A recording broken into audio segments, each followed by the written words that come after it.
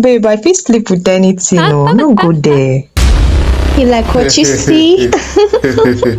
Ah, yeah. Osas, the over-pampered princess.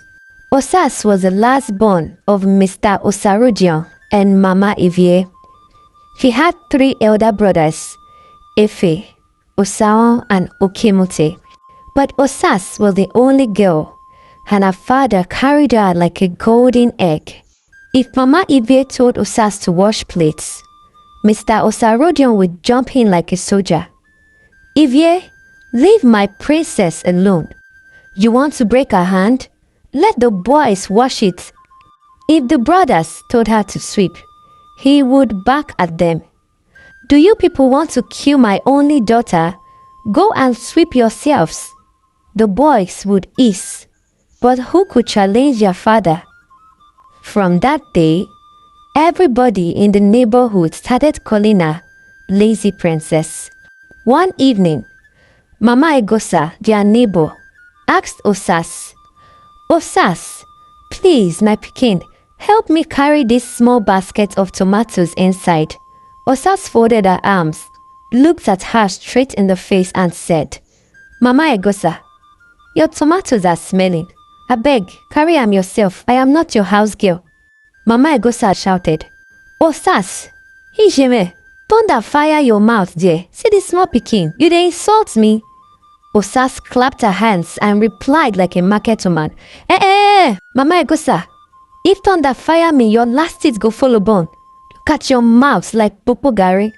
The quarrel scattered the streets.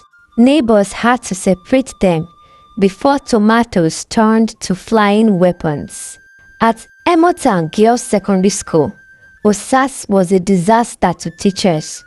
She would enter class chewing gum, chuku, chuku, chuku. The teachers would shout, Osas, will you spit that gum out your mouth right now? And Osas would reply, if I spit it, are you the one who would chew it? The whole class burst into laughter. One girl even shouted, Now wah. Another day, she came late. A teacher asked her, Why are you late again? And Osas responded, Sir, am I late to your house? I came to school, not your bedroom. The chalk fell from his hand. Some teachers even refused to teach our class again. At home, our brothers tried to complain. Efe one day called her, Osas, why are you sitting down while we fetch water? And Osas responded, because water is allergic to my skin. Osaon, the other brother, answered, you are lazy. One day you will suffer. And Osas responded to him, when that day comes, I will invite you to suffer with me, idiot. The boys would chase her around the compound shouting, you this bush girl, lazy goat. But once their father returned, he always defended Osas. If any of you touch my princess, he would say, I will break your heads. Mama Evie would just shake her head and mutter, Na so, one day this your princess could bring shame on this house. Osas had another life her parents did not know about. By the time she reached JSS 3, Osas had entered the dangerous world of the internet. Her father bought her a small Android phone, thinking she would use it for studies. Instead, she joined WhatsApp groups with older boys.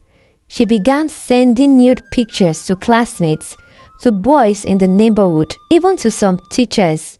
At first, she thought it was just fun. It's just a picture, she would say. It's my body, nobody would know. But the boys saved everything. They whispered her name in hostels, passed her pictures from phone to phone. Even some teachers kept them in silence. One night, Osas left her phone buzzing under the pillow. Mama Evie picked it up. She froze. On the screen was her own daughter, half naked, posing like a woman. Osas, Ijeme, Oga Gatope, what is this? Osas snatched the phone.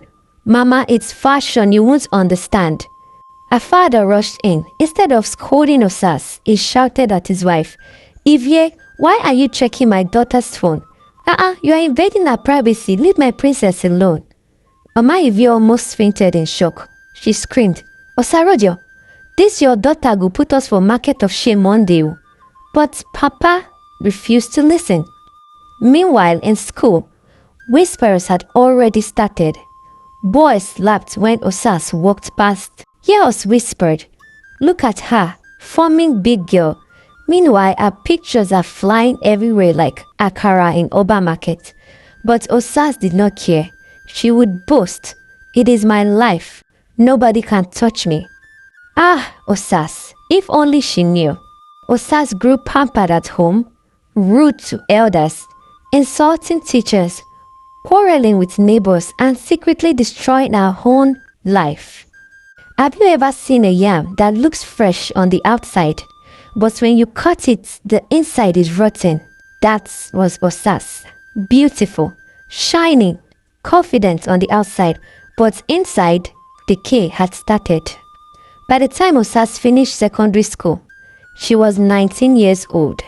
Her eldest brother, Ife, had finished university and moved to Lagos for work. The second brother, Osahon, was in his final year at the University of Benin. The last boy, Okemuti, had chosen plumbing as his skill. But for Osas, finishing secondary school was the big celebration to her. She was now a full-grown woman, no longer under anybody's control. I am an adult now. Nobody can tell me what to do, she would say to herself. Osas was no longer just rude in the streets. She had entered the worldwide internet fully. She would put on only underwear, set her phone, and start dancing seductively in her room.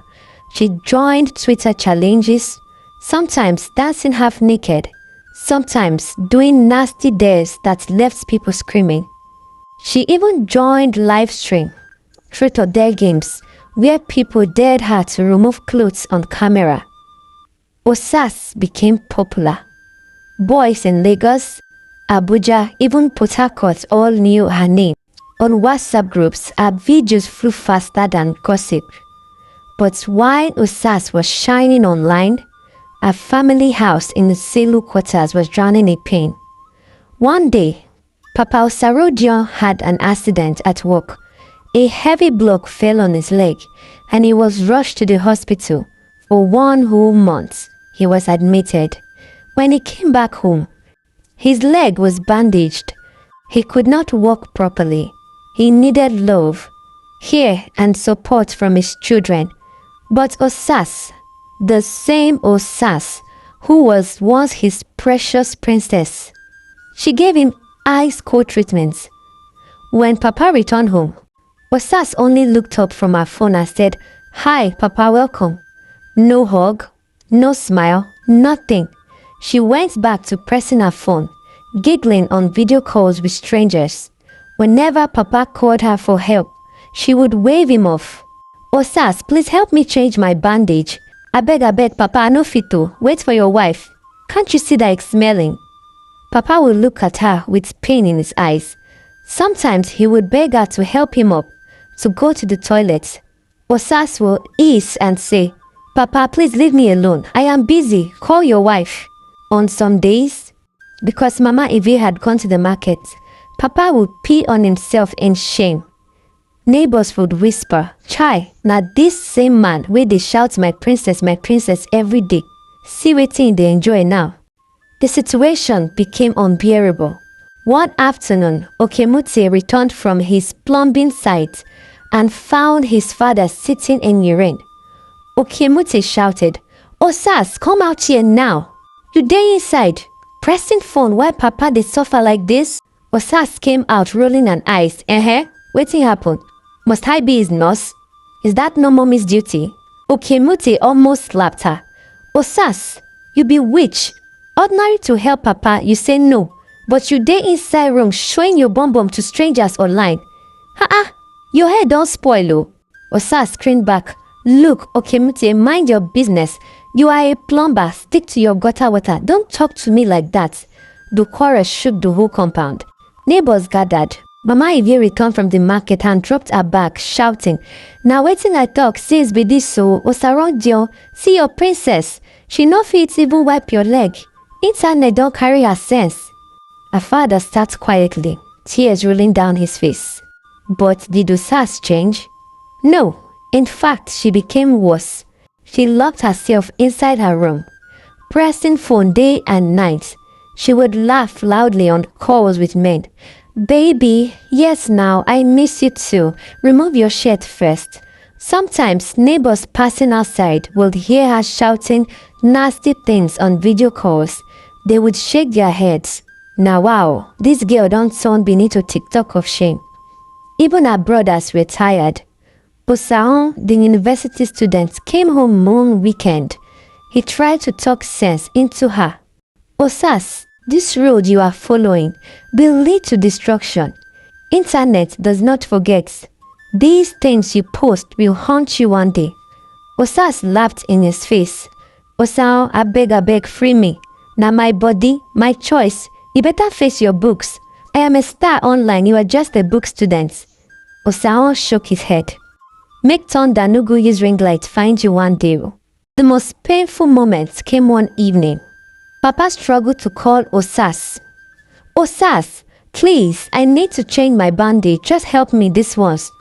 Osas, without even looking up from her phone, shouted, "I said wait for Mama. I cannot. I am busy, Papa. You are smelling." The whole compound went silent. Papa bent his head and wept like a child. For the very first time, he realized the princess he refused to discipline had now turned into his greatest punishment. And so, while the internet celebrated Osas as a slay queen, her father sat in his own house smelling of urine, abandoned by the very daughter he worshipped. 2 years had passed. Osas was now in Italy. She had left Benin behind like yesterday's news.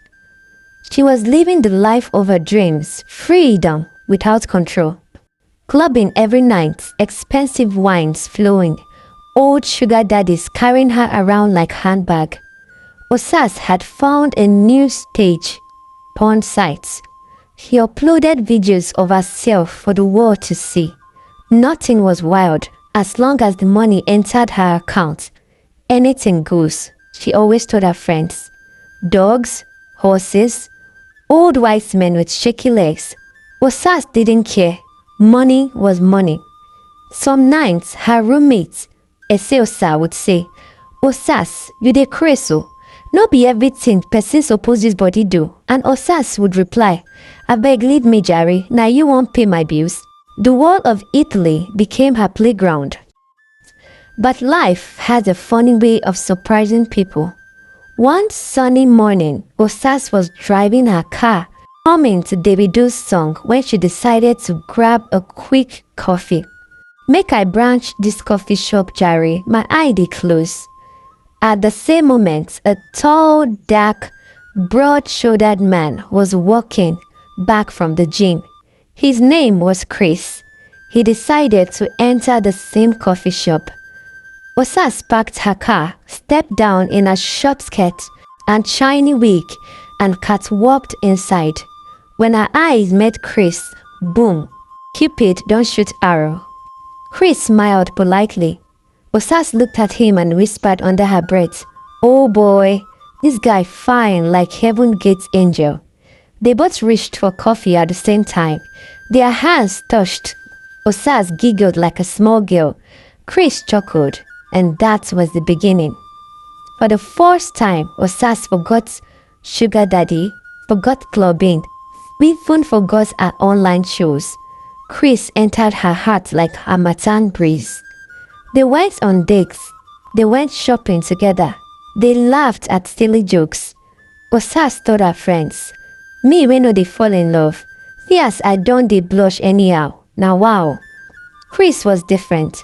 He was raised in a strict Christian home. His father was a pastor, his mother a strong churchwoman, and his sister a nurse. Their family was respected and well-to-do. Chris himself was a successful businessman, popular on social media for motivational talks and luxury lifestyle. This one no be sugar daddy o. This one na husband material, Osas told herself. After 1 year of dating, Chris sat Osas down during a picnic at the park. The sun was golden, the breeze gentle, and birds were singing. Chris held her hand and asked, Osas, is there anything about you I need to know? Something from your past? Osas' heart skipped. For a second, she wanted to talk. She wanted to confess, but fear swallowed her. She laughed loudly to cover her nerves. No, babe, nothing. I just don't know how to cook. When I was young, I was sickly, so my parents didn't allow me do much. Chris burst into laughter. Ha, no problem, babe. When we marry, you won't cook much either. I will spoil you.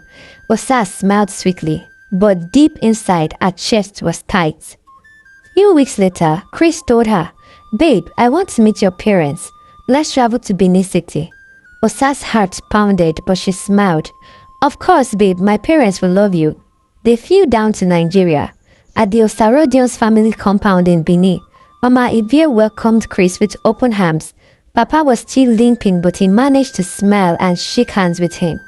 Chris made his intentions known. Sir, Ma, I love your daughter. I want to marry her.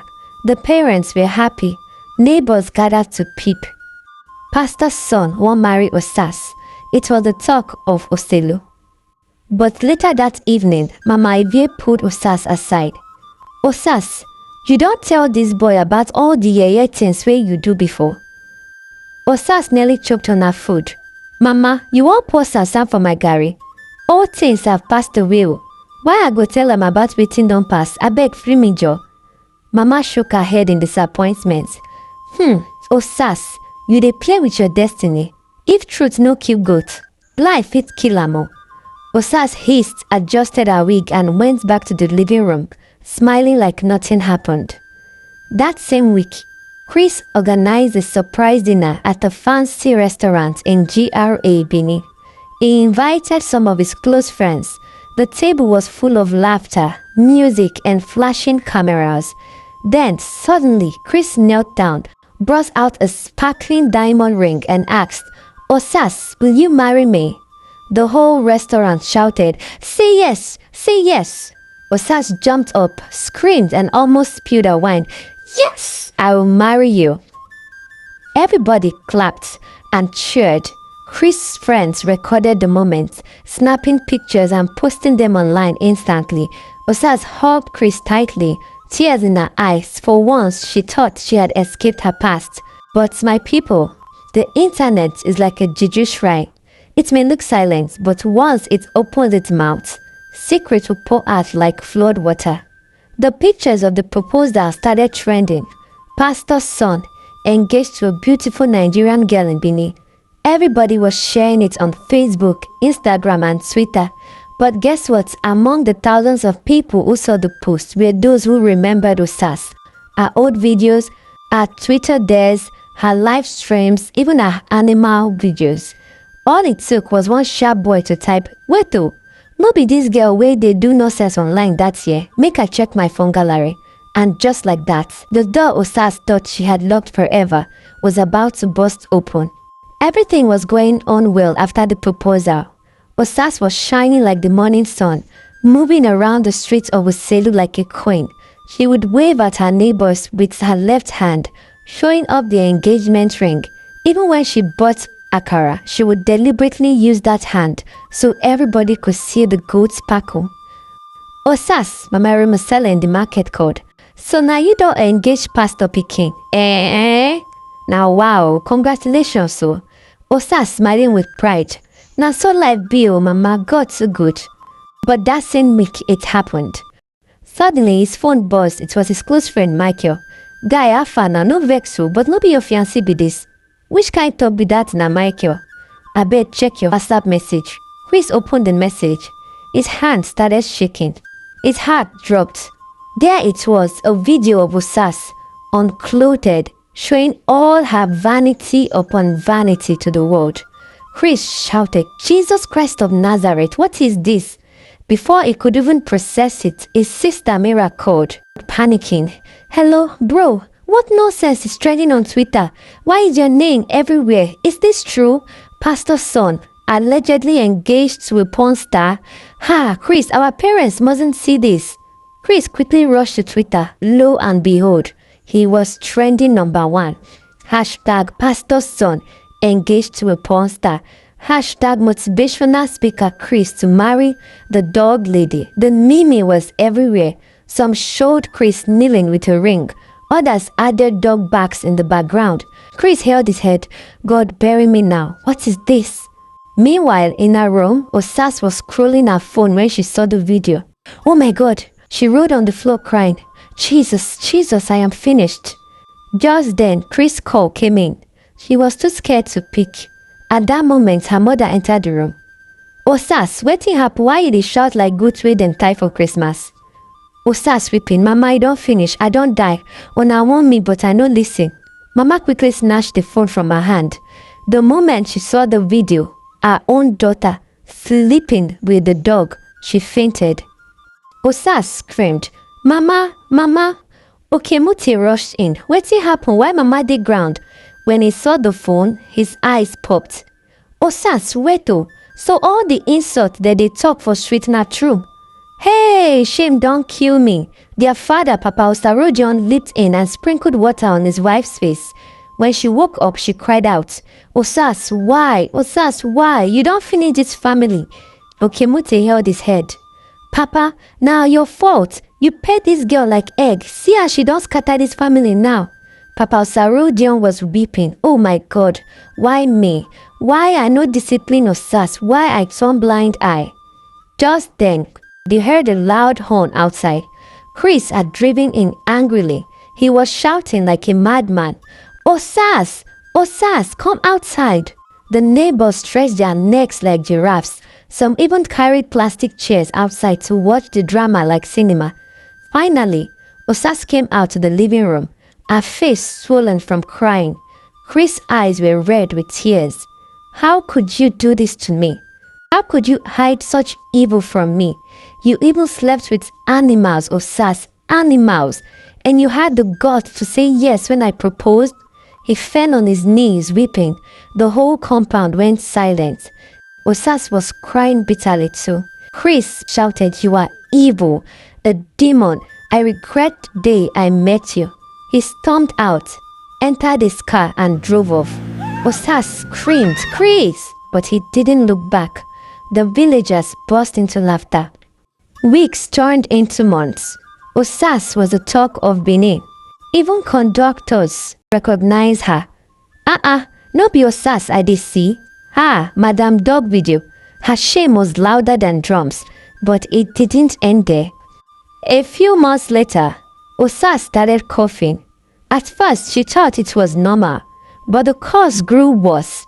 She began losing weight. Her fine skin turned pale.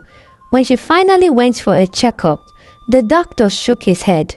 Madam, this sickness severe. You have cryptococcus and toxoplasmosis. We need plenty money for treatment. Osas shouted in shock. Yo, crypto waiting. When no be say I dey trade, God abeg o, see wetin I do myself. She spent everything she had. Hospital here, chemist there. Even taking herbs, but nothing worked. She was lean like broomstick. Her once beautiful face looking like that of an old woman. Her friends abandoned her. Even the villagers that once envied her beauty now used her as an example. 2 years passed. Chris had moved on with his life, focusing on his business and faith. But one evening, something pushed him to visit Osas' family house. When he saw Osas, his heart broke. The girl he once adored was now skinny, weak, coughing and struggling to breathe. Osas, oh my God, I am sorry, please forgive me. I was blind. I was foolish. Look at me now. All my money gone. My beauty gone. My pride gone. Chris, I regret everything. Chris held her hand gently. Osas, I was angry, but God told me to forgive. I don't hate you. I forgive you. He knelt down and prayed with her. Right there, Osas gave her life to Christ. Tears rolled down her cheeks. as she repeated the words of prayers after him. From that day on, Osas learned the hard way that the internet never forgets. Pride, lust, and disobedience had destroyed her joy, but even in her broken state, God gave her a second chance through forgiveness. And the village, oh, they still laughed, but in their laughter, every parent warned their children. The internet never forgets